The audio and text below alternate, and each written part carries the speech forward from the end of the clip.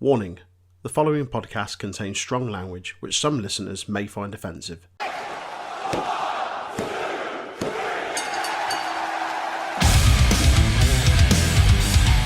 The Untitled Wrestling Podcast is on all the usual social media outlets. Do your bit to support us on Facebook and YouTube at Untitled Wrestling Podcast, Twitter, Twitch and Discord at Untitled Rest Pod. Give us a like, share, subscribe and join our flourishing community of not just wrestling fans, but gamers, podcasters, musicians and more.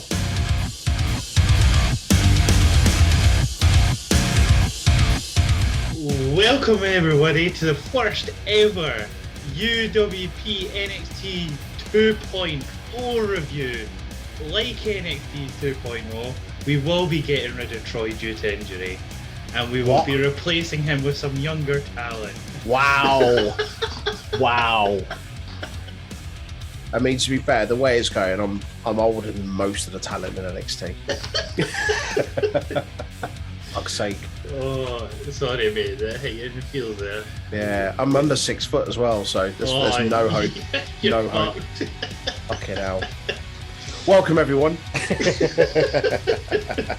How are you, mate? Alright. NXT 2.0. It was different. But was different. Well, yeah. We'll speak about it. We'll get into it, won't we? Yeah. But before that, what you got for me? What was that?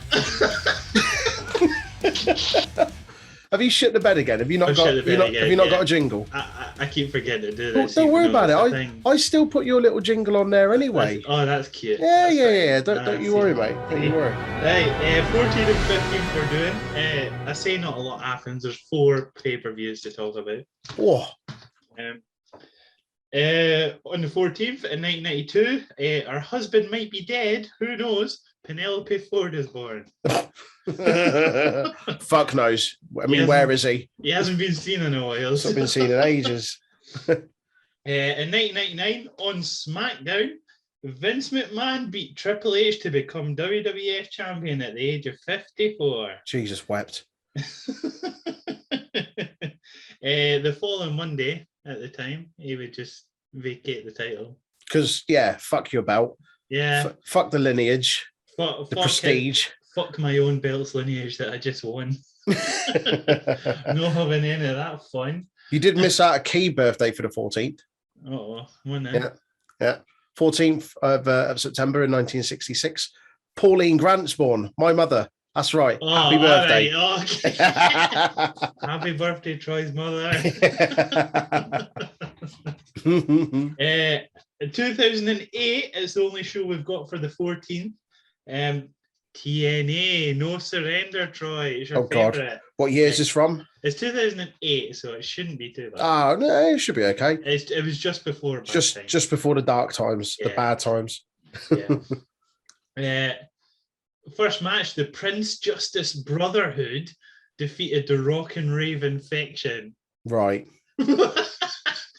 Go on. The Prince Justice Brotherhood being Super Eric, that's Eric Young. Super Eric in a superhero gimmick. Right. Shark Boy. Because, fuck it. And Curry Man. Fuck yes. Christopher Daniels. For audio listeners, we were just sort of doing the Curry Man dance. Never know, I might upload this one to YouTube as well, so people get to see that in all its glory. I mean, fuck it. And no, Awesome Kong beat ODB in a Falls Count Anywhere match. I bet that was right. 10 minutes as well. It went a while. Yeah. Abyss and Matt Morgan beat Team 3D. Just because. Sheikh Abdul Bashir defeated Consequences Creed and Petey Williams for the Consequences Creed. Yeah, for those that don't know. Oh, I thought you were going to say. No, I was going to give you the glory. There you go, mate. Sorry. Xavier Woods. Yeah. Oh, yeah. Can I get an oh, yeah? Oh, yeah. Christ. And also, Sheikh Abdul Bashir is No relation to Martin Bashir, the journalist. No, definitely not. Okay. It's Davari. Oh, is it? Yeah. Oh, okay. Hang on, Davari or Arya Davari? Davari. No, Sean Davari. OG Davari. OG Davari. Yeah. Taylor Wilde beat Angelina Love to retain the women's title. Mm-hmm. In a ladder of love match for SoCal Val, Sonjay Dutt defeated Jay Lethal. Ladder of love. A ladder of love match. Okay, now I thought we were going to get something like that on this week's episode of NXT. Beer Money Inc. defeated LAX for the tag titles. LAX being Hernandez and Homicide, the OG LAX. Right. AJ Styles versus Frank Treg ended in a no contest in a mixed martial arts match. Sorry, Frank who? Frank Treg. He's an MMA fighter. Okay. What, him and AJ Styles had an MMA match? An MMA match, and it ended in a no contest. Frank Treg.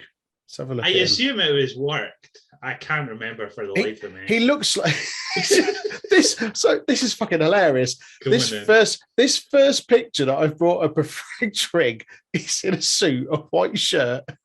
He looks like. Come on. You know when Kurt Angle announced that he had a child, and it turned out to be Jason Jordan. It looked like it should have been Frank Treg. Oh, fucking hell. Honestly, that one picture I've got up is brilliant. And in the main event, Samoa Joe retained the TNA heavyweight title versus Christian Cage and Kurt Angle. There we go. Oh, here we go. Frank Treg. There he is. Fucking hell. He looks like Kurt Angle's love child. Wow. Oh, man. Oh my god. Sorry, what was the main event? I was so distracted by that. Samoa Joe retained the world heavyweight title versus Christian Cage and Kurt Angle. Oh, okay. Saying the main events in TNA like 06 to 08 were banged. Bangers. Yeah. Names. Yeah, man. We'll go to the 15th now. And one birthday for the 15th. Say happy birthday. No, sorry, 1947 he was born. I better put that before I just shout things. Right. Good. Say happy birthday or it'll make you go one-on-one with The Undertaker. Teddy Long. Holla, yes, holla. Teddy. Holla, holla. Player. And then in 1996, we go to WCW. God. Yeah, it's not often we go down this route, is it? Oh Jesus. We sort of stay clear of this route. We're going to Fall Brawl, 1996. Okay. DDP beat Chavo Guerrero Jr. That's just Chavo Guerrero. Oh, Chavo.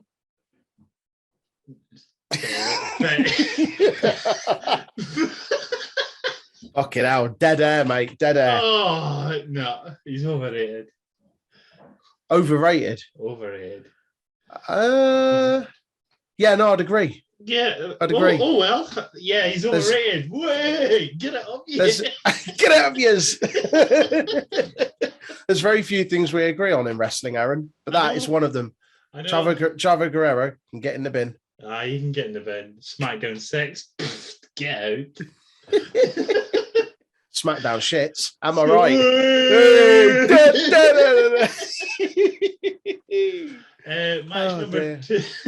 Match number two in a submission match. Ice Train beat Scott Norton. Who? No, the first one. Ice Train. Ice Train? Apparently so. Fuck me. Let's have a look at him. Go on, you carry on. Where he wrestled under the ring names Ice Train and M.I. Smooth. M.I. Smooth. Fucking Nora. Come on now, let's see him. Let's see. He's a big fucking hoss. Is he a big hoss? He's a fucking big lad. Well, he did go 7 minutes of submission match with Scott Norton. That couldn't have been watchable if he's a big boy. Here you go. Look at the state of that. He's a beast. Come on. Oh, he is a big boy. I was at a video. Oh, we can't play a video. We don't want that. We don't want that. Videos. No. But he's massive. We seen big thick boy. You know. Hang on. Here you go. You should be able to see this. Go on. Look at All his the glory. size of him. Jesus Christ, It's a fucking monster. He's thick. Ice Train with Teddy Long. There he is. Yeah, there we go. Wow. Because of course he was in a tag team called Fire and Ice. With Scott Norton, the guy that he's fighting in this match. Jesus wept. So this match, I assume, was a breakup. Yeah. Well, yeah, I'd go for that. Match number 3, Conan retains the AAA heavyweight title versus Juventud Guerrero. AAA? Get out. Forbidden Doors. As I say, as if they were cross-promoting back in the day. Oh. Look at them go. Chris Benoit beat Chris Jericho because cool, they always have fights. For custody of the name Chris. For custody of the name Chris.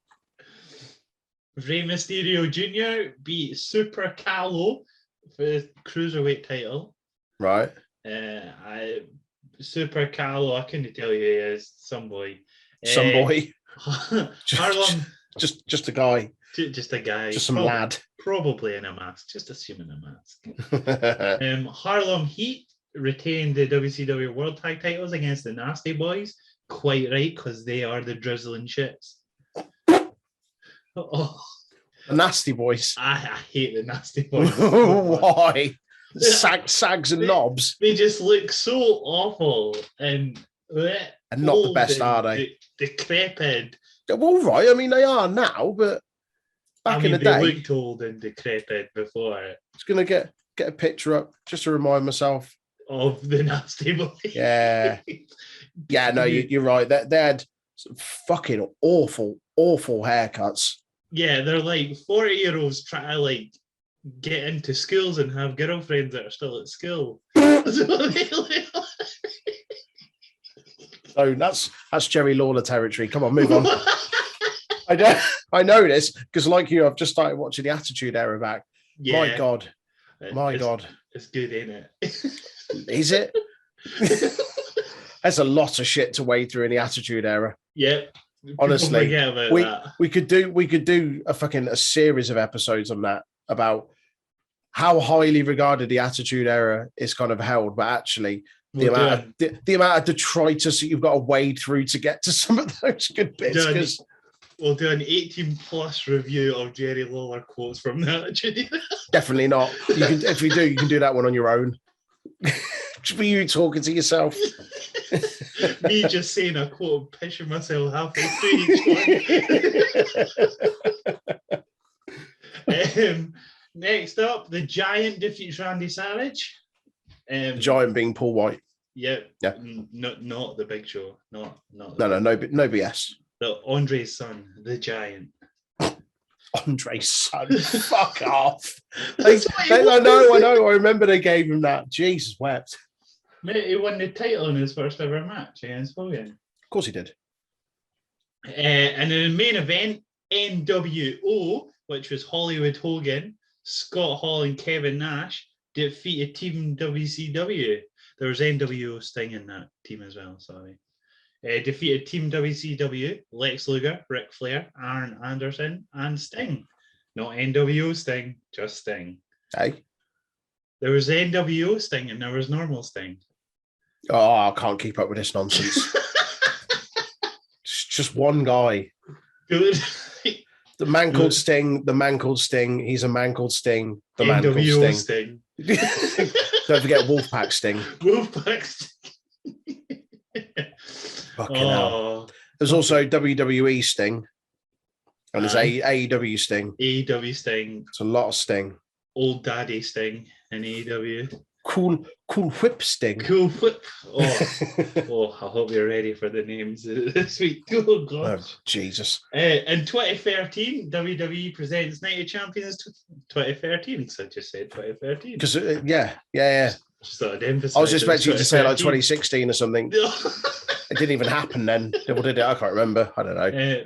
What gets your boat rocking? How about for the Intercontinental title in the opening match, Curtis Axel beating Kofi Kingston? He was with Paul Heyman by this point. Oh, So that was the Heyman guy. He had that stank on him. Yeah, that stank. Heyman had that stank on him, yes. Was this when he was Curtis Axel, not fucking McGillicuddy? No, or not they McGillicuddy, no. Jesus Christ. AJ Lee retained the Divas title in a fatal 4-way against Brie Bella, Naomi, and Natalia. Fatal 4-way that lasts 5 minutes 40. Okay, Jesus.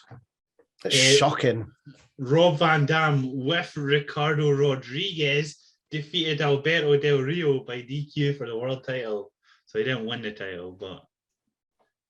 Oh, well, hang on. Del Rio was the champion going in? Yes. So he beat him, but the title didn't change hands? Yeah. Okay. The Miz defeated Fandango by submission in a match. Nothing just happened. Okay. Dirty Dango.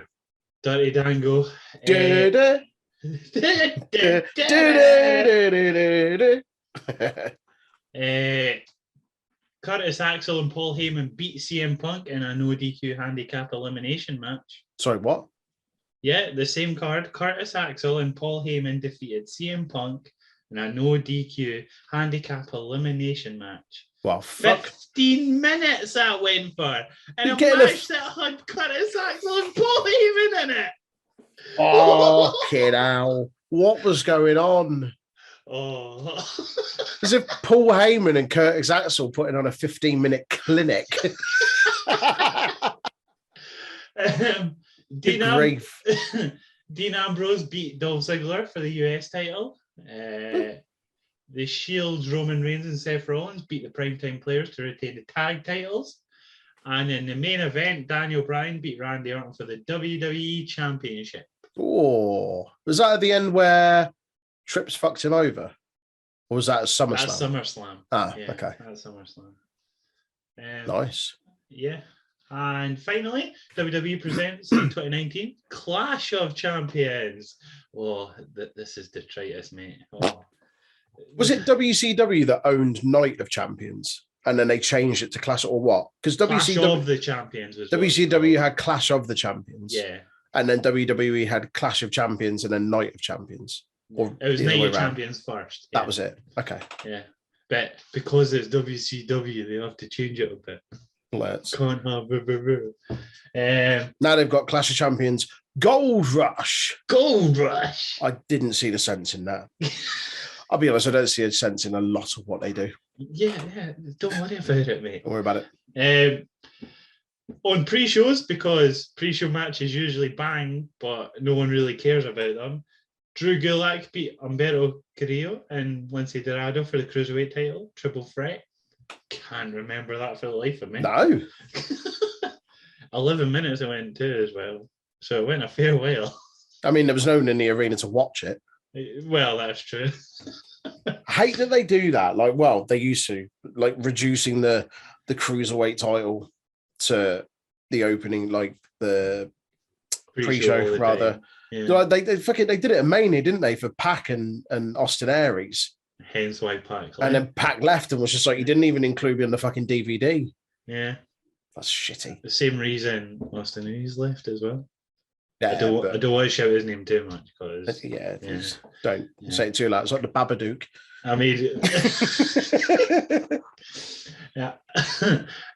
Robert Roode and Dolph Ziggler beat Seth Rollins and Braun Strowman in the opening match of the main show for the tag titles to win the tag titles from Seth and Braun. Okay, now I remember that. Yeah, do you remember what happens later on? No. Right, we'll get to it. Bayley beat Charlotte to retain the SmackDown Women's title. The Revival beat the New Day for the SmackDown Tag titles. Nice. Yeah. Alexa Bliss and Nikki Cross retained their tag titles versus Fire and Desire, Mandy Rose and Sonya Deville. Mandy. My throat wasn't feeling that one tonight. Get yourself a fisherman's friend, mate. Shinsuke Nakamura retained the Intercontinental title versus The Miz. Sasha Banks beat Becky Lynch by DQ for the Raw Women's title, so she didn't actually win it. Mm-hmm. Kofi Kingston retained the WWE title versus Randy Orton. Damn. Eric Rowan defeated Roman Reigns by pinfall in a no DQ match. Right. Was this before the spider in the cage? This before. It was Okay. 2020 that happened, was it not? Very end in 2019. Can't remember. 2019, maybe? Eric Rowan beat Roman Reigns by pinfall, and it lasted 17 minutes in a no DQ match. I mean, just before the main event. Roman was never getting pinned clean, was it? It had to be a no DQ match. You got to keep Roman looking strong. What the fuck is going on there? 17 minutes. 17 minutes. Fucking hell, different time. And in the main event, after losing their tag titles, Seth Rollins defeated Braun Strowman to retain his Universal title in the main event. Oh shit! Yeah, I remember that now. Yeah, it sounds an okay card, but if we went back and watched it, we probably would have cried. Crap. Yeah, we would have cried. But that is our tidbits for this evening. Nice. Thanks, darling. Now, what we get to NXT 2.0? 2.0, because you've got to say 2.0. You've got to shoehorn that in. You've got to make sure everyone knows it's not the same show. Even if you are sat on the commentary desk and you feel really awkward saying it every time, you've got to definitely say it. You've got to say it, or shout in your ear. Yeah, that's it. Right. So I've got here, right, before we all kick off, we see the intro and stuff, Troy. First impressions. What, like the actual title sequencing and the logo? Just the arena, the stage, the aesthetics. Do you know what? Yeah. I don't dislike the way it looks. I like the stage. I really like the stage. The style, like different. The ramp thing. The seating's cool. I like the seating. I don't feel the studio sort of vibe. It comes from it. It feels a bit clean. It feels a bit polished. Yeah. And that's like if you're someone that's watched NXT for like the last few years, you know that it's the complete opposite. That it's meant to feel a bit edgy. It's meant to feel a bit gritty. This feels very, very polished. And I get why, because of the route they're trying to go down. That they really want to make it a developmental sort of thing. So it feels more like a TV show in the way that it's presented, like a studio thing rather than like an underground gritty fight club, which is kind of how it's presented before. But I don't dislike it. It's worlds apart between that and the old look. But yeah, for what it is. I love the new stage. I think it's different. It looks great. It's a lot more colourful. My only gripe myself is it looks very studio, the way the seats are. Yeah. And I like that it's in a circle, don't get me wrong, but the fact you can see like the bright white walls in the background. I like they've got the logo on the back screen. So before, when it was the CWC, it was just a screen. It was a massive screen, which looked awesome. If you notice now, they've got the logo, but the logo is a screen. Yeah. That's quite a cool touch. I quite like that. Yeah. That's my only gripe about how it looks, is just the studio sort of vibe it's got. Yeah. But everyone does their promo for the main event, the 4 men going for the NXT title. Mm-hmm. And then Ellie Knight starts spieling all his spiel, whose game is that, nadi nada. And then, but not yours, pal. Not yours, pal. And then Bron Breakker. Is that? I've got that right, haven't I? How many R's can you fit into? What is it again? Bron, Bron. Brecker. Is it Bron? Bron, Bron. It is Bron Brecker. Yeah.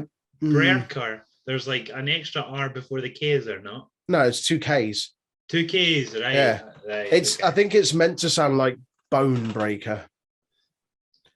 I'll be honest, it sounds naff. You've got the fucking son of a Steiner there. Just call him Rex Steiner. And when he interrupted the promo, he was speaking, he was jumping about, he done the death stare. You knew he was Scott Steiner's nephew. Given him the same fucking singlet. The commentary even at one point. No, I've got it too. You've got it. Yeah. Fuck me. Just why change his name? Why? Why would you do that when he's got that Scott Steiner vibe? I get it. His dad's Rick Steiner. I get it. But Scott Steiner was the more popular one. When you sound like Scott Steiner, when you look like Scott Steiner, why not just be a Steiner? Just lean into it. The the lineage is there. Lean into it. Don't pretend don't. It's this really weird thing they do where they want to link it, but they want to also disassociate themselves. Well, I'm not going to tell you that he's related to him, but we're going to make it look like he is. But we're not going to vocalize it. It's fucking daft. It's really, really daft. I don't get it. It's stupid. Also, shout out Parker Brodro with shitty 2 names that changed to 1. Oh Christ! Well. What did they change that from again? What was his name? Gunnar Harland. And now it's just Harland. He's not even got up to the main roster yet, and he's already lost his name. He's not even made it on NXT yet. Fucking hell, he's not even made his NXT debut. He's lost the name. There's no hope. NXT 2.0. 2.0. NXT 2.0. Yeah, don't forget. Yeah. Friend of me on Twitter, Parker Brodro. Best pals, mate. Best pals. Follow Parker me. Who? Who? Boudreaux? Never heard of him. Never heard of him. Nah. Aye. It's fine. Don't worry about it. It's only got one name as far as I'm concerned. Yeah. First match of the night is Ellie Knight versus Bron Breakker.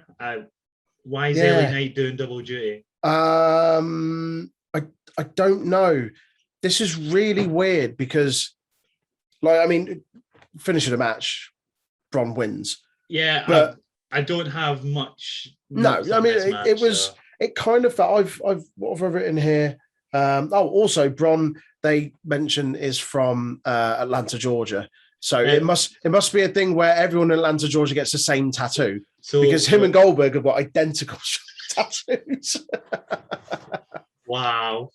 But nothing really exciting apart from this Breaker debuting, obviously. It kind of felt a bit like a weird not a squash. Yeah. But considering this was Brecker's first match, Knight got not much offense in. Yeah. It made Bron look extremely just over as hell. It feels like, wow, who's opening the first match of the new rebrand? This guy. We've had him get up in the face of one of the best guys on the microphone there.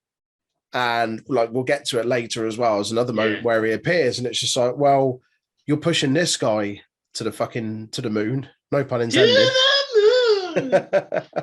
But yeah, he's a powerhouse. He looks awesome. They're clearly investing a lot of stock into him.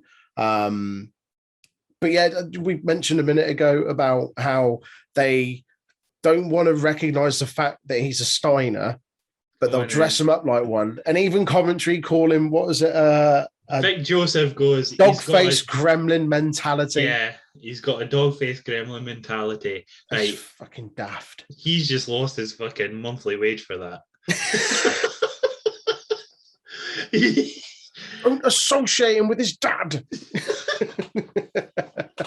No one knows who his dad is. They've not got the same surname anymore. They've not got the same surname anymore. It's not like people can watch the network for $9.99 a month to watch all of his matches. No, I'll watch him do really poorly in 2003 against Triple H. Yeah, don't worry about that. Don't worry about that. That was Scott. That was his uncle anyway, but don't worry about it. His uncle that's terrible at math. Yeah. I don't know why I'm saying it through gritted tape. Stop it. Fucking hell. But yeah, it's weird. It's such a weird, this disconnect between, well, we want to address it this way, but not that way. And I don't know. I don't think it's so much Rick Steiner's issue. I think it is Scott Steiner because he's very loudmouth, outspoken. Outspoken. Yeah, probably the best way to put it. Yeah, we'll go with outspoken. That'll do the trick. Basically, match starts. Brecker shows wrestling skill all the way through every so often, basically. And then Brecker wins with a gorilla press power slam. It was it almost looked a bit like a jackhammer. Yeah, it was weird. Yeah, it's just a big power move by a big fucking powerful guy. I'm never a fan of power slams or fucking stuff like that as a finisher. I think that looks all right because he holds from the gorilla press position because it's impressive he gets it there and it spins. It's not like Braun's power slam where he just runs or just sort of running or the Bulldog's power slam or Randy Orton's power slam. Like, the spinning one. Yeah, where it just comes off the ropes and he's like, woo. Like, yeah. Do you know what I mean? He has to clap it every time. Yeah. Just let you know he's there. Just in case, I don't know, you don't see him in the middle of the ring waiting for you. I'm ready. I'm here. Go. For fuck's sake. He looks impressive though. Also, did you think they were chiming in crowd noises? Because there was a decent amount of people in there, but that bit at the end of that match, when the crowd went off, and I was like, there's not that many fucking people in there. It didn't look like much, did it? It looked like the same amount as what the CWC was, really. Just a bit more, if that. It's Kevin Dunn again, isn't it? On the fucking... I mean, he would be on production, wouldn't he? He is on production for it, anyway. Sure he will be. Yeah. Actually, while you say that, we didn't get those fucking, like, horrible crash zoom camera angles for every fucking impactful move. So maybe he wasn't. I mean, maybe he's just reining it in a bit. When you've got, like, a big arena. It's not like it's a huge place, is it? Fucking putting your show on in a shoebox. Anyway, that was all right. I enjoyed him. Yeah, Brecker wins a match. Everyone praises him backstage. All the other JOBers. JOB. No, fresh, new, upcoming talent, mate. Sorry, 2.0. Aye. That's it. They were fresh new talent. Look what happened to them. Wow. It's okay. They're in a better place now. They're in a better place. Much better place. Don't worry about it. Next up, we get Imperium. That's Marcel Bartel and Fabian Eichner versus Josh Briggs and Brooke Jensen. That is JBBJ or Jibbajay.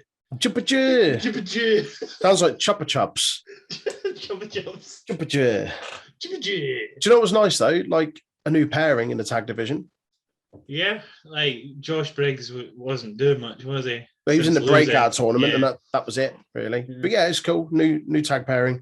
So that's two debuts so far in 2 matches. Mm-hmm. Spoiler: there's a lot more. That is, we'll get to the end when we come to kind of highs and lows. But that was a positive for me. Like, yeah. The match goes as a back and forth until Imperium use technical prowess to take lead, but Briggs just is too powerful. So then Bartel just smacks him up a bit, just gives him a few serious noise. Fucking lick upside your head. Yeah, it was a bit brutal. Jibbajay and Imperium with more back and forth until Eichner catches Jensen on top rope to hit a double underhook suplex. Yeah, that kind of felt like it came out of nowhere. Yeah, has he won with that before? Yeah, no, I didn't know if what's his name might have been injured outside, like Briggs on the outside. Maybe it was like a quick audible finish, but it did feel like it just kind of came out of nowhere because their tag team finish is like the European Bomb, isn't it? Yeah, that's the European Bomb. Yeah. So I don't know. It was. Do you know what though? It was nice to see a new tag team debut, like a new pairing. It was nice to see Imperium continue their momentum. Or not lose, because I thought, fuck. I was like, if Vince is in charge of this, is he just going to bury all of the existing NXT talent and just put over all this new, fresh, young blood? But look at this new talent that I've brought up, son. So that was nice to see them win. Yeah. It was good to see. And also, like, Imperium... Yeah, Josh Briggs and Brooke Jensen did look good even though they lost. That's what these sort of matches should be like. Make both strong in defeat. Good. Yeah. It's what they do a lot on NXT UK whenever they're showing off someone new. They're looking strong in defeat. They do a good job of that. Next up, we get... There we go. Adonis wearing a backpack because he's off to school. He looks like he looks like he's dressed for his first day at school. Vince is telling him to go to school. Fucking hell. Do you know what? Oh, I got the shit, not the shits. I didn't shit myself. I got the shit. I got the fear. Like when I saw this Hit Row program, I was like, Jesus Christ, don't ruin them. Don't start overproducing and overscripting what they say. And they haven't, but I worry. I think that was a scary thing about this whole show. There was a lot of things that were where you go, I know this is normally good. What are you going to do to it? Yeah. You're just waiting and just go, oh, they've done it, haven't they? B-Fab says she's the baddest on the planet. Planet? With a G. Put your teeth back in, mate. B-Fab says she's the baddest on the planet. That's the wrong group, hen. Come on, get a grip. She's no bad man. The time for talking is over. She's going to get in the ring and do shit. Take your time.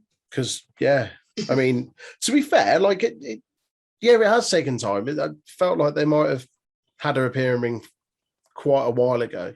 Yeah. But then apparently, like, I remember speaking to someone, it was, oh, she was never signed to wrestle, or she was just there as a mouthpiece, or I don't know. Well, because that's cool, what they need, a mouthpiece in Hit Row. Yeah. 3 really credible MCs. What do we need? Yeah, someone else that can talk. Right, okay. Cool. Aye, okay. And that's not a slight on B-Fab because she's fucking awesome. She's good on the mic. On the ring, in the ring. Well, I don't think this was there to really showcase what she could do, to be honest. This was there more for the setup. Match starts. There comes a point where they're in the corner and she does weird like mud hole kicks into whatever her name is. B-Fab like pulls her leg back. Katrina Cortez, that's it. Yeah. She pulls her leg right back and just swings it, and it's like a fucking, what are those things that swing back and forth? Aye, that's what her legs look like, just swinging back and forth because it went all the way back every time. B-Fab lets Cortez get one kick in the whole match. Just one. Literally just one kick when she like runs into her in the corner and she just puts her feet up. Before hitting a net breaker for the win. Pretty naff finisher going for a net breaker, but sure hit. Yeah, I mean, you do you. You do you, boo. Yeah, as I said, I think this was just more for the setup rather than to showcase her in ring stuff. I'm not sure we're going to see her in ring too much anyway. I could be wrong. I hope not. Yeah. The thing is, we're going to get it against Elektra Lopez. We're going to get that match eventually. Aren't we? Yeah. Speaking of which, B-Fab goes on the mic about Senorita secret sauce. I said sriracha sauce last week and it was wrong. It's secret sauce. There's nothing wrong with sriracha sauce though. That might be the secret though. So shh. It's like the Colonel's secret recipe. Yeah, sriracha. Love sriracha. And then Legado eventually interrupt her. She doesn't get a chance to say much. Legado interrupt. Elektra speaks. B-Fab wants some. Elektra's going to get some. Legado stops get Lopez these from hands. Going. Yeah. Legado stops Lopez from going into the ring, basically. Yeah. Well, Mendoza and Wild wanted to. It was Escobar. It was just like, Escobar stops her. Cool your jets. Aye. See. Margarita. What do they call them? Margarita. Senorita. Margarita. You've combined margarine and margarita there. Terrible. Don't worry about it. I'm never going to Spain with you. Or Mexico. Or any Spanish-speaking country. Margarita for the boys. Let's go. Fucking hell. Next up, we get Odyssey Jones, Johnny Gargano, and Cameron Grimes backstage. They talk about, I can't even remember what the first part is, something to do with the NXT title. Then. I loved, I can't remember what it was, but I just love that they're all like, their groomsmen suits are just them dressed up as Loomis. Yeah. Basically, the first part, Gargano's like, oh, I don't care who wins the NXT title. And then before he gets to say anything else, the door knocks. And then Austin Theory appears. He's back. Boy. They go, oh, I thought you ran away. Oh, I did run away, but you can't have a wedding you can't like, I can't miss Indy's wedding. I have to be here. So he comes back, and then they go, oh, we don't. Theory goes, you can't have a wedding without a priest. And I popped hard for this. Damien Priest shows up. Fucking Damien Priest for the boys.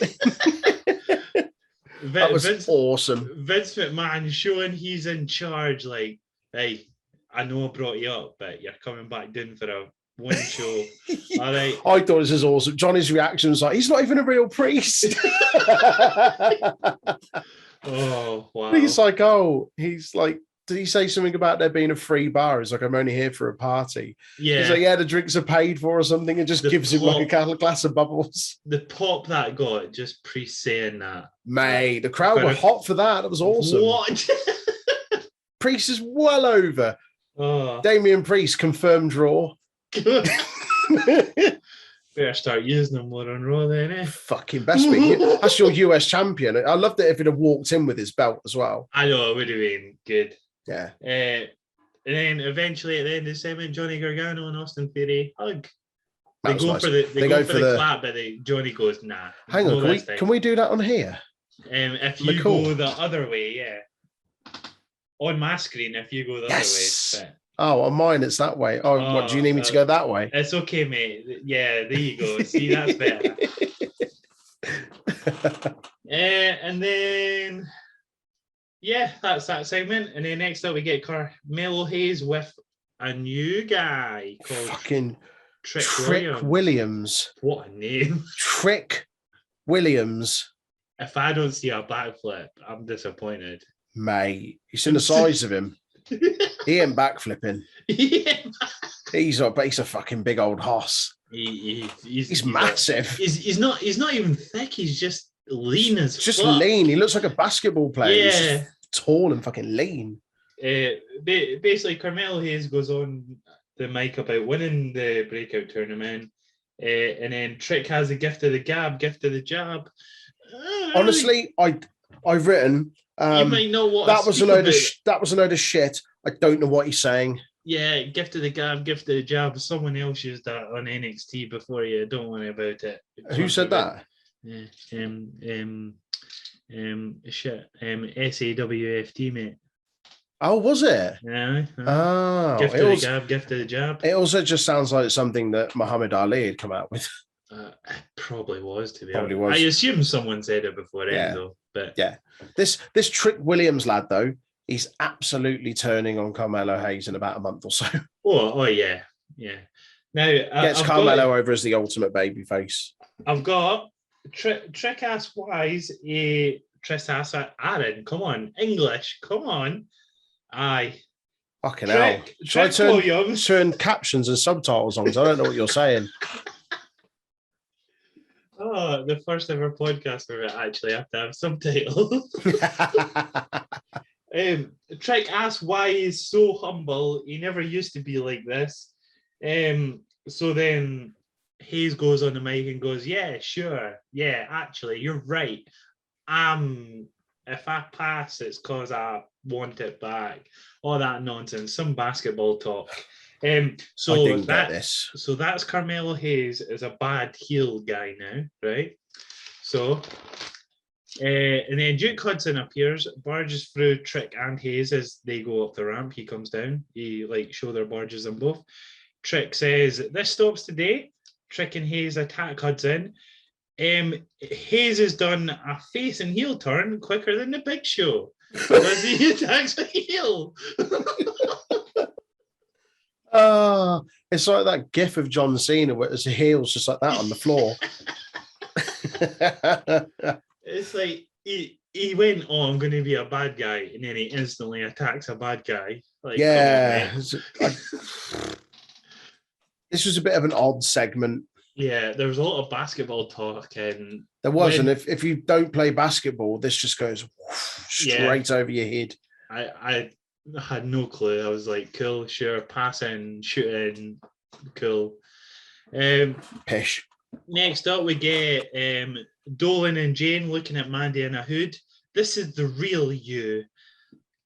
Cool. And then Beth Phoenix goes after that. Can we see a reinvention of Mandy Rose?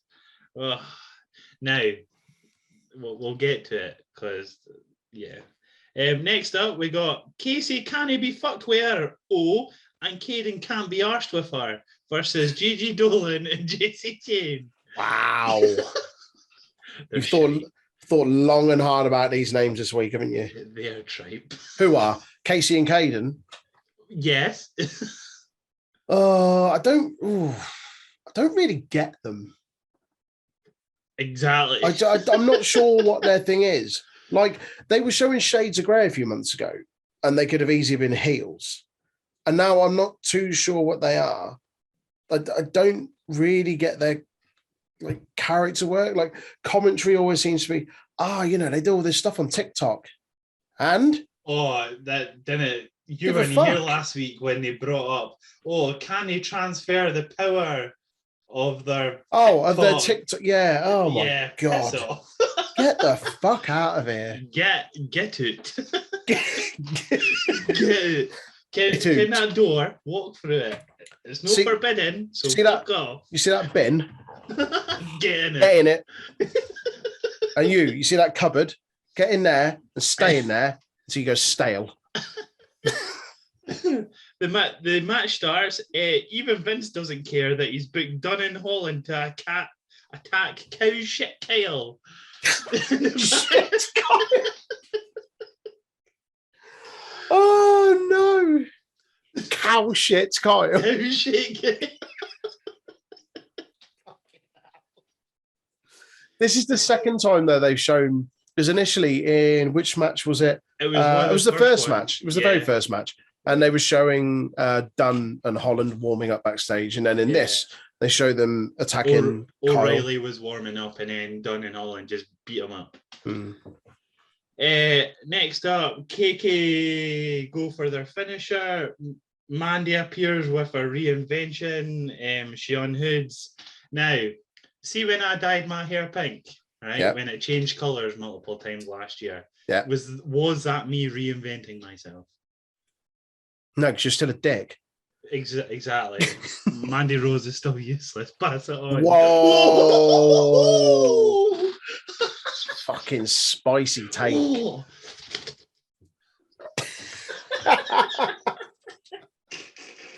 be fair, I think she looks better with brown hair. She does.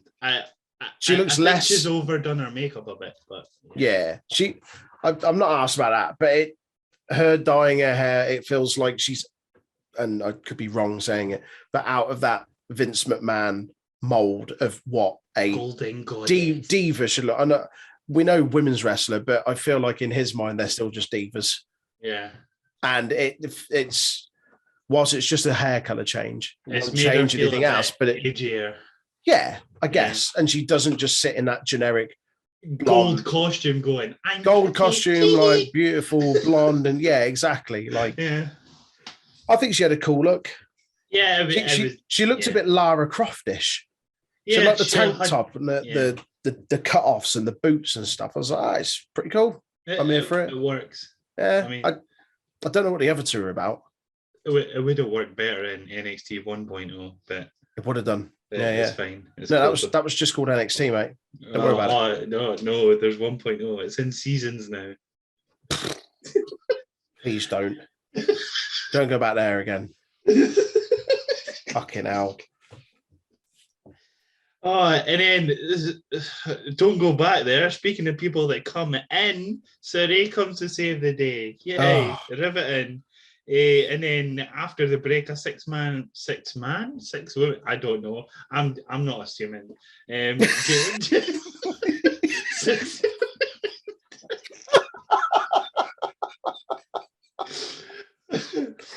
Oh Christ!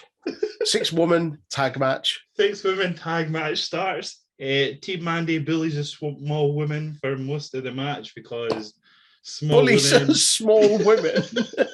She is a small woman. Who? Casey can't be arsed with her. Right. See, there's no argument. She is small. Small. SMOL. Small. Caden eventually gets a mild and spicy tag. It's not hot. wasn't quite the Vindaloo. It's more like a medium tikka masala. It was more like a boona. You're giving it a boona. I can't remember spice levels of curries. A medium tikka masala, so it actually has some bit of tepid spice to it. Here we go. Curries. What we given? Curries spice level. Here we go. So in order of mildest to hottest, korma, pasanda, biryani, tikka masala, dansak. That's number 5. That's your medium. Boona, jalfrezi, madras, vindaloo, fal. Where are you rating that? I'd go for the tikka masala. The tikka masala 4. I'd go for a 4. That's being nice about it too. Right. Okay. Fair enough. Yeah. I'd have gone with I'd probably go for dansak or a boona. You're giving it more than average. You've gone for a tepid tag. A tepid tag. Lukewarm. There you go. We've just given listeners and viewers, if you're watching this on YouTube, breakdown of curry temperatures. There you go. See, this is educational as well as shit. So enjoy it.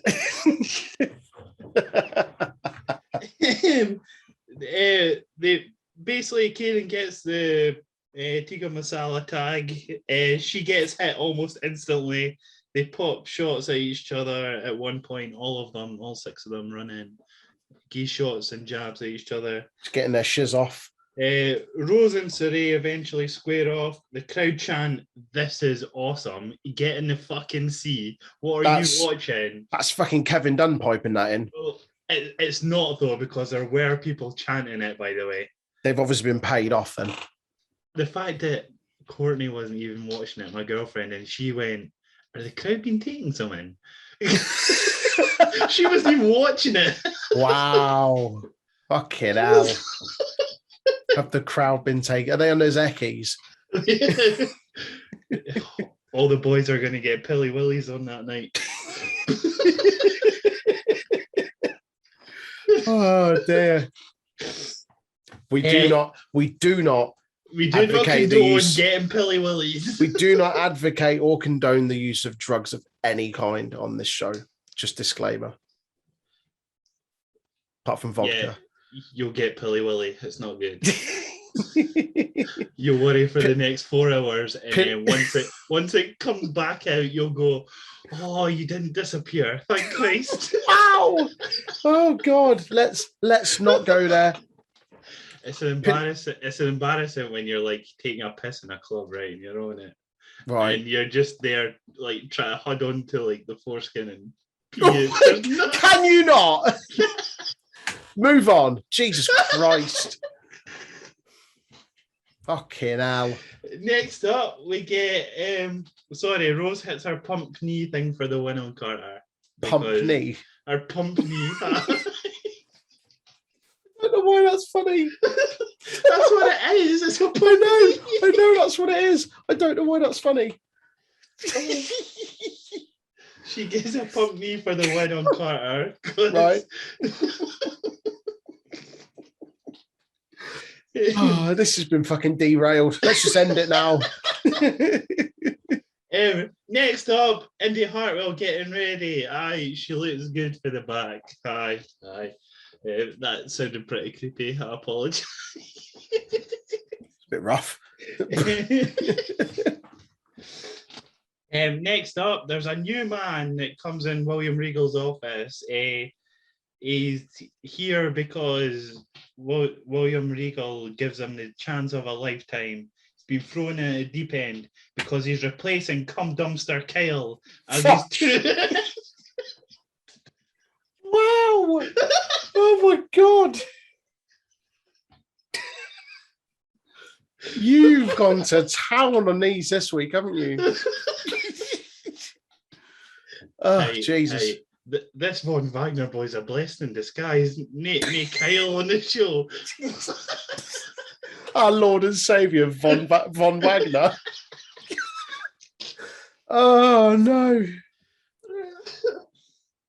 So, yeah, basically, Von Wagner replaces fucking Cool Kyle. Von Wagner, if you don't know, is the guy that's just basically been security backhand for his whole time in NXT. He looks like the Great Khali if he was European and actually able to walk.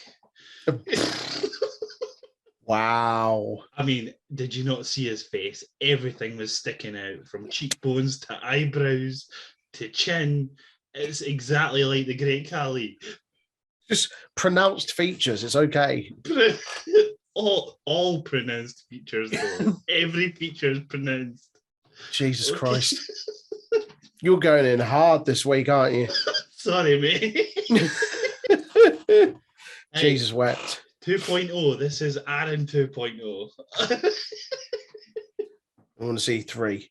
Don't make me go there. At the moment, how would you rate your performance and your insults on the Curry 1 to 10 scale? At the moment, I feel like you're knocking on the door of a Vindaloo. Oh, am I getting there? Am I? All right, okay. Yeah. You're like a hefty madras at the moment. Oh, so I do give you the sweats there. You do. You give me the sweat. Stop it. Move on. Jesus Christ.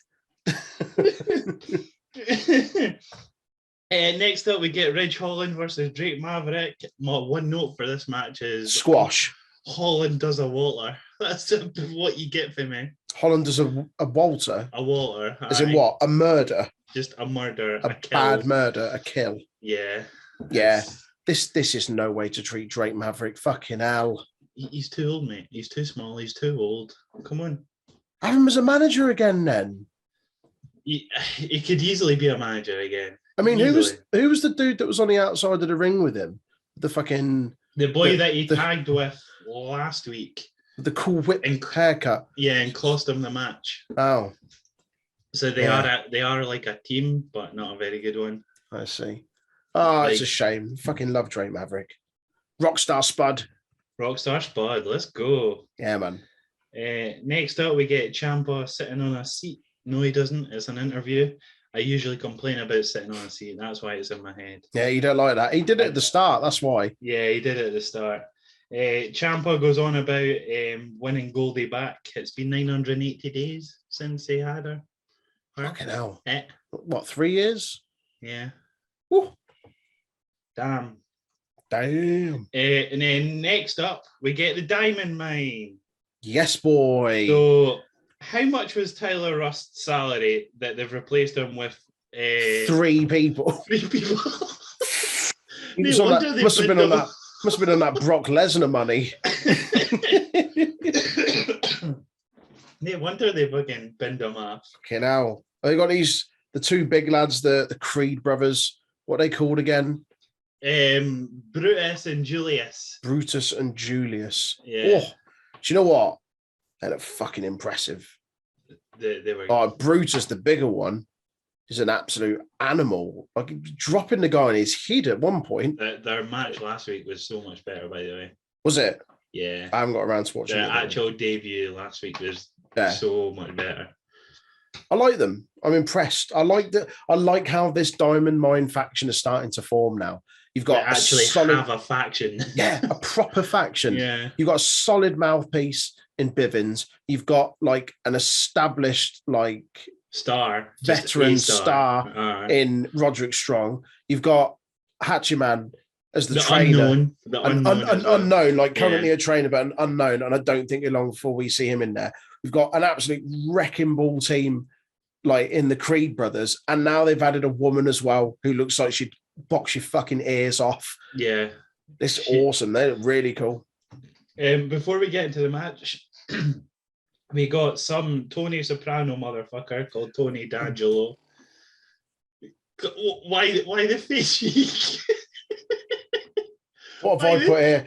Who's the knockoff Rocky Balboa? Is what I've put. Hey, Adrian, you want a pizza pie? Like, what the fuck, man? Honestly, it's like. Well, the thing is, he sounded like he's from New York, but he said he was from Chicago. Yeah, it made no sense. It's like Vince watched The Sopranos and went, "Yeah, we'll have some of that." Tony D'Angelo. Tony D'Angelo. Tony D'Angelo. There's It's an apostrophe. It's Tony D'Angelo. Nah, it's Tony D'Angelo, mate. Tony D'Angelo. Tony D'Angelo. Tony D'Angelo. Hi. Oh, I'm sure he might be all right, but just we've had a lot of new people on here. So... Yeah, no, I'm fine with new people. And this is by far one of the worst looking ones at the lot. It just so it was just the name. I was just like, oh, you've really stereotyped here, haven't you? Is Chicago Town Pizza is not based off Italian heritage and shit like that? Probably. Maybe that's what they've went for. Chicago are known for pizzas. I don't know if they give him a gimmick where he's like some fucking mafia don. They have him just sat in some pizzeria or some coffee shop, just speaking with the familiar. I'd like that. If he's some proper underground fucking mobster, give me that. But at the moment, he feels like he's fucking 2 steps away. I've shouted, Adrian! His family is the family from the Domio adverts. Oh, fucking hell. Let's not shit on it yet. I already am, I know, but yeah, we'll see. It's new talent. It's cool. And that's one thing I said at the start. You can't fault this week's episode on as we're not showcasing any new talent. Yeah, I'm not going to argue with it. Yeah. Creed Brothers versus 2 people I didn't even get the name of. Dan Jarman, I think, and someone Shelley. I didn't quite get it written down quick enough, but I don't think we'll be seeing much of them, to be honest. You're on about, mate, fresh new talent. They're going to be on next week. They'll be fucking. They'll have those belts of MSK by the end of the month. What was their name? Hey, what was their name? Don't worry about it.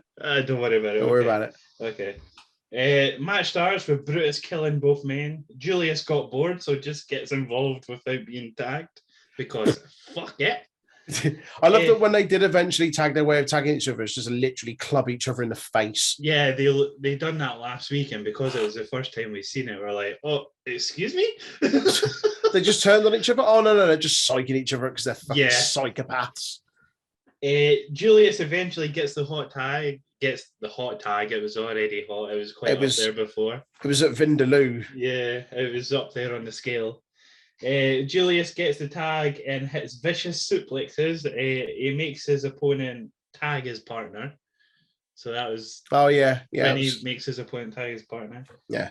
Julius eventually gets the win with that clothesline where they're sitting up in an upright position. Oh, yeah. What do they call it on commentary? An unnecessary clothesline or something? Is that what they call it? I'm sure that's what Wade called it. The unnecessary clothesline. Yeah.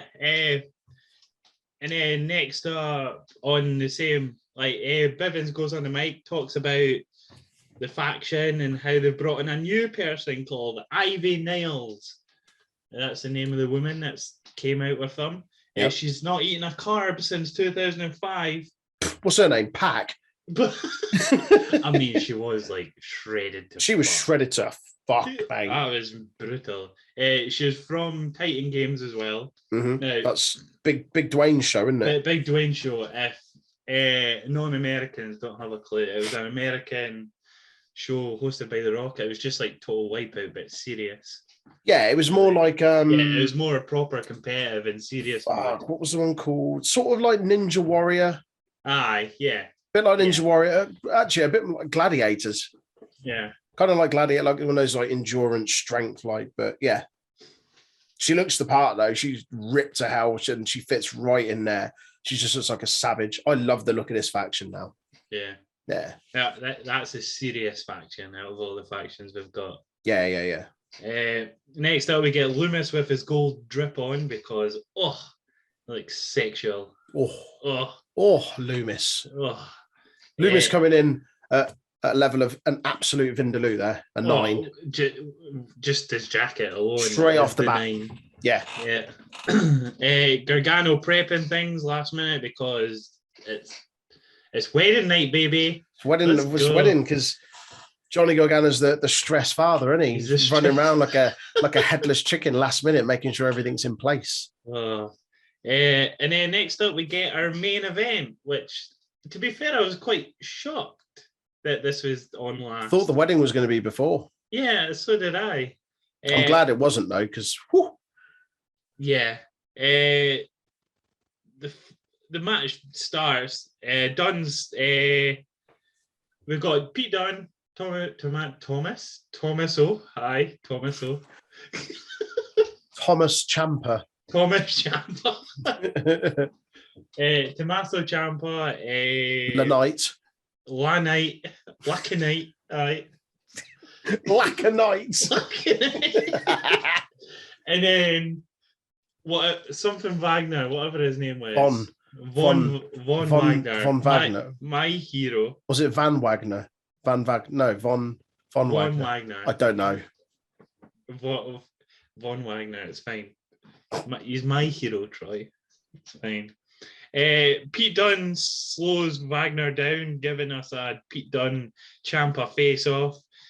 And then here's your one a week, Troy. Wagner hits an up and down on Ellie Knight. And it was a flatliner. Nay, Vic, mate, just learn the moves. It was a flatliner. It wasn't even anything major. It was an up and down. Oh, it annoys me so much. An up and down.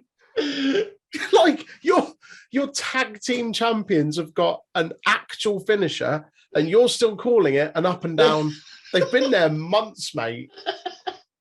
The name of their finisher is literally like, is it not just MSK? I think that's the other thing. They've got a couple, haven't they? Yeah. But whatever, he calls it an up and down. Everything's an up and down. I'm near having it. Don't worry about it. There's constant back and forth action. It would take me forever to take notes if I tried to keep up with it. Ciampa dives to the outside. He gets up and then slowly crawls up the wee pedestal that the belt's on and just stares at Goldie. Touching Goldie inappropriately. Touching you!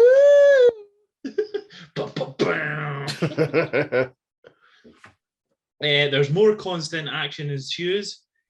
More Dunne and Ciampa facing off. And then out of nowhere, the fairy tale ending by Ciampa for the win.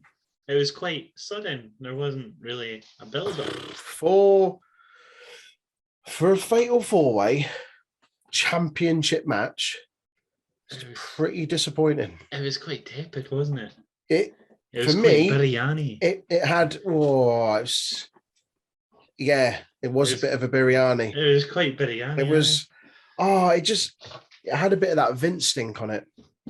Mm-hmm. It did. It felt rushed. There always had to be two people constantly in the ring doing stuff. Whilst the other two had a break, which fatal four-ways work fine, but like that. But I mean, in fairness, just compact. Someone needed a break at one point. That was LA Knight because he got a nasty-looking gash on the side of his head. I don't know how that happened. Was that off like who hit a crossbody over the top and knocked all three of them down? Ciampa done a dive outside. Might have been them when he caught him. But yeah, it's disappointing because it's NXT 2.0. 2.0. Yeah, it was just a bit rushed. Yeah. But it was still all right. It wasn't bad. I'm not going to say it. Oh, it was rubbish. It was all right. Yeah. And then was it Joseph that comes out? The fairy tale continues for Tommaso Ciampa, even though he just hit the fairy tale ending, so it doesn't quite make sense. But he's just ended it, so why would it continue? Yeah, I don't. That's how like House of the Dead games work, doesn't it? Like, don't worry about them. But then you go continue, and then you keep playing.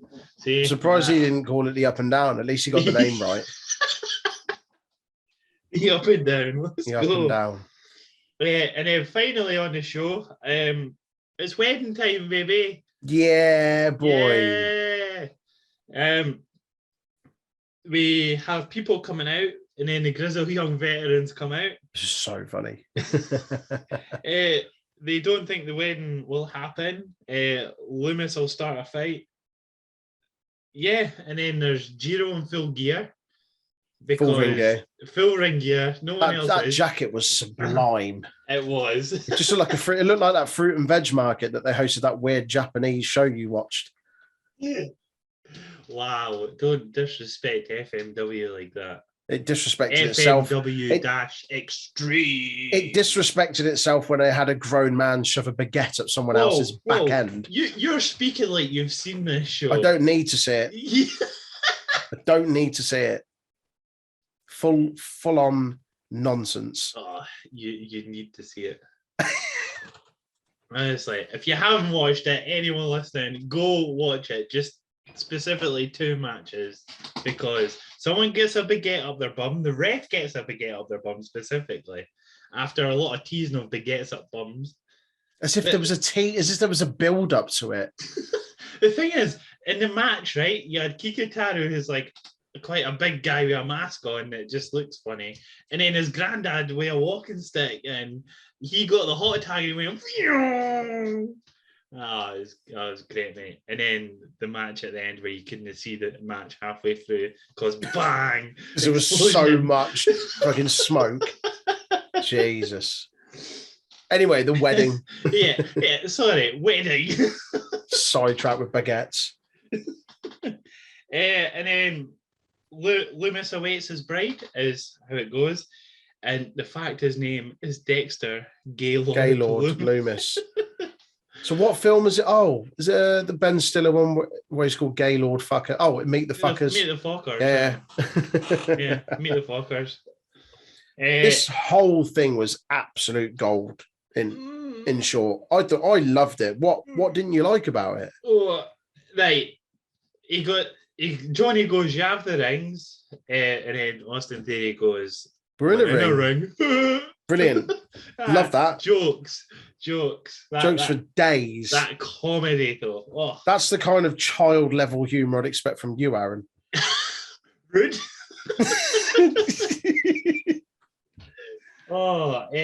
Jiro ends up being the one with the rings in his full gear, and that got a pop, just him standing up. Yeah, it did. Ridiculous.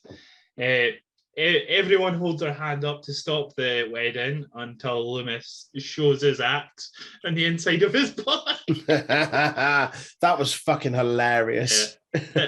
There's a lot of stuff I like and a lot of stuff I didn't like in this. So when Johnny agreed, like he saw the axe and was just like, yep, everything's fine. Calm down. Put your hands down. Everyone put their hands down. It's fine. Don't worry about it. And then Indy goes, when they call him a freak, damn right he's a freak. He's my freak. Crowd pop for that. She speaks about Loomis sneaking into a room, and then that gets quickly cut off by Loomis. He just holds over the microphone. That was a bit. It never loses at staring contest because I've never seen him blink. Have you? Nope. See, Dexter's vows. He thumbs up. The officiator he thumbs up. The officiator gets put to sleep after having a go at Johnny. Sorry, after having a go at Loomis. Sorry, because he was like, "Oh, you're not going to say any vows." He's like, "This lady's just poured her heart out." So Loomis is just like, "Fuck that noise." You want murder, pal? Gonna get a murder. Do you know watch NXT 1.0? This is what happens to you. Johnny asks Regal to do it. He says no. It's so funny. I would have fucking loved to have seen Regal do that. Auntie Beth saves the day, though. Cool Auntie Beth, with her weed for MSK and our love problems, our relationship. She's awesome. We love Beth Phoenix. Yeah. Cool Auntie Beth. Cool Auntie Beth. She saves the day as she thought something like this would happen. So the night before she registered online as a minister. Fair play. Everyone needs a friend that's ordained. Nothing is going to go wrong on this wedding. Nope. Nothing. Not going to have it. Wrestling weddings, always something goes wrong. Nothing's going to go wrong. Audrey Chase stands up because Beth goes, let's cut to the chase. Does somebody say Audrey Chase? Who the fuck are you, pal? Hey? Odyssey instantly puts him down by putting his hands on his shoulders. Indy says I do when he got she a big asked. pop as well, actually, didn't he? Odyssey got a massive pop as well. Indy says I do to do you want him to be your husband? Loomis gets asked the same question, and then some fan, did you hear what the fan shouted? No, I heard someone shout, so I couldn't make it out. Think of the child support. Wow. Fucking hell. Fans are arseholes, man. That one fan. What a blurt. Oh, it's so good. Oh. Loomis says, I do. He actually says the words, I do. Well, what was hilarious, because it was a bit early when it came to the vowels, and everyone was like, shh, expecting to say something, and he didn't, and he put his thumb up. So then when it came to him saying, I do, Beth was like, well, you know, you don't have to say anything. It's fine. Like, we can just take your silence as that. Everyone in the crowd just put their thumb up, expecting him to do that. And then it's when he held the mic, and everyone's like, fuck, he's going to oh, shit. His first words on NXT are, I do. Amazing. After how many? Couple of years. Oh, mad. Fucking love Dexter. Dexter. They're officially husband and wife. Yes, boy. Happily married. And then we get a wild, like, NXT 2.0 champion, Tommaso Ciampa, watching it on the TV. Whoa. He looks a little bit ticked off, because he was saying his whole reunited thing with, like, Goldie was going to be like the biggest best, thing on the the biggest, show. the best love story. Yeah. And it wasn't, which makes me think he's going to go after Loomis and be like, you've ruined it for me.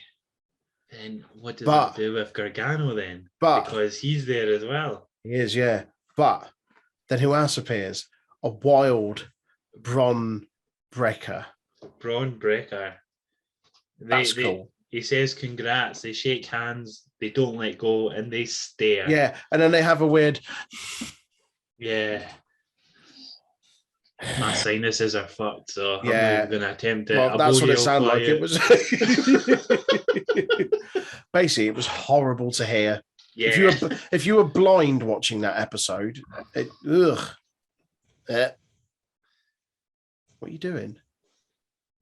That's coming out one nostril. Squint nose. I wonder what the hell you were doing. I thought you were eating an ice cream. I realised it was the mic. That's cool though. Like, Jay made a good point about that, actually. In that it feels like he could be there to just get over all this young talent, and it's kind of like Tommaso Ciampa's open challenge, and Bron's the first one to accept it. I mean, it'll put eyes on these new people for sure. Well, I think, as I said earlier, I think they're investing a lot of stock into this Bron guy, because he opened up the first episode. He beat the guy that was in the fatal four-way for the vacant title, and he closed out the show by staring down the guy that won that fatal four-way. Yeah. They've got stock in him, which is rightly so. Like, he looks awesome. I don't know what he's... We didn't see my mate Holland, though. I'm very upset. Your mate who? Holland. All right. Big Holland. Big boy Holland. That was NXT, though. What did you think? What were your highs and lows? I think my issue with the wedding, before we properly go forward, some of the things that they came out with felt a bit forced, like very Vince McMahon-esque. Which bits? Like, just a couple of the jokes that came out. It was like...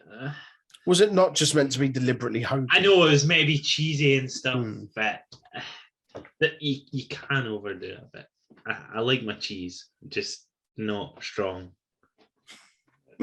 A mild cheddar. Yeah. I'm a rating 5 guy for cheese. Oh. Yeah, I want it to taste like fucking gym socks. Oh, God. God. Cheddar. My high and low. What's my high?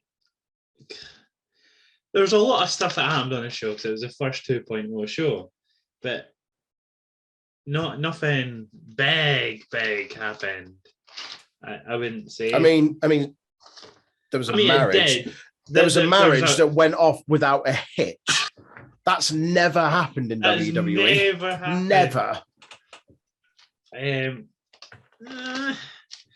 My low's gonna be that tag match that turned into a 6-man tag. 6-woman. Sorry, you She's done it again. You don't know.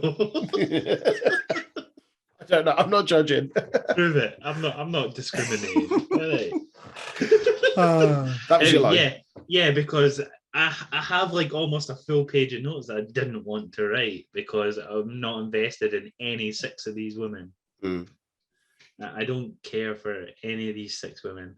Fair enough. I get it. Mandy Rose is cool now, but she dyed her hair. And my high, I think out of everything on the show, it has to be the wedding, even though my high will be no cum dumpster Kyle. Let's go. Fuck yes. Von Wagner, my hero. Let's go. Fucking hell. I'm going to get a picture of Von Wagner and put him on my wall. You're going to have it as your background next time we do a stream, aren't you? Yeah. Von Wagner all the way. Oh, God. Let's go. My high and low. My low is going to be Drake Maverick getting squashed. It's unjust. Fair. Don't be squashing him. Whilst I agree with you, like I'm not really invested in any of the women that were in the 6-woman tag. It's just nice to see women's tag action and another faction forming out of that, which they've got a name now, and I can't remember what they called it. They have got a name for Mandy Rose. Rosebuds. No, the Rosebuds 2.0. 2.0, let's go. I can't remember what they're called, but they do have a name. But that would be my low. Sorry, Maverick would be my low. And my high, the wedding was awesome. I'd say the wedding is my high without it being high. If that makes it was just awesome. It was so good. If I had to pick, it was an obvious high to go for. If I had to pick something else, it would be the amount of debuts. It felt like a real refresh. It didn't feel like a rehash. It was nice to see. Here's loads of new talent. We're doing something with this and this and that. And yeah, I thought that was cool. It was refreshing. It ticked all the boxes for the most part of a reboot. We got new talent. We got existing talent. There was the right mix of new talent winning and old talent winning. It's obvious, as I said, that Jay mentioned with Ciampa that I assume he'll be there to kind of elevate people, this younger talent, an open chat. Yeah, and I think that's really cool. But yeah, on the whole, I don't think that was a bad episode at all. No, I thoroughly enjoyed it, to be honest. Yeah. Yes, the main event was a bit naff, but in terms of matches, they were all okay. There wasn't a bad one. All your storylines and new debuts helped the show as well. Yeah. I'd rather a lot of things happened that weren't long. That's what I prefer. I'd rather lots of things happen in one half an hour match easily. Yeah. So that show was perfect for me anyway. Yeah. So, before we wrap up, let's go to the mailbag. There's a couple of questions in there. Hallmark of Vince, aka Joe from Damn It Vince podcast, says, "How do you feel about it?" I assume, yeah. How do you feel about it? As in the new setup, the aesthetics. He said, "I'm liking the new set, although the confusing logo use is confusing. Also, was so much new talent debuting.